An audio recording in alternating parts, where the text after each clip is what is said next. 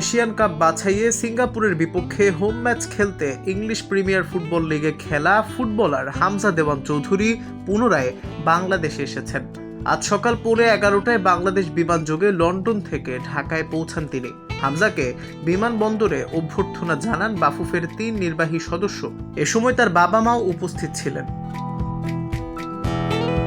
25শে March ভারতে Asian cup খেলতে হামজা বাংলাদেশে এসেছিলেন। তখন তিনি সপরিবারে এসে সরাসরি সিলেটে গিয়েছিলেন। সিলেট বিমানবন্দরে সমর্থকদের ছিল উপচে পড়া ভিড়। বাফুফে হামজার অভ্যর্থনা ব্যবস্থা গোছালোভাবে করতে পারেনি। আজ ঢাকা বিমানবন্দরেও হামজাকে দেখতে সমর্থক আসলেও সেই সংখ্যাটা সিলেটের চেয়ে কমই ছিল।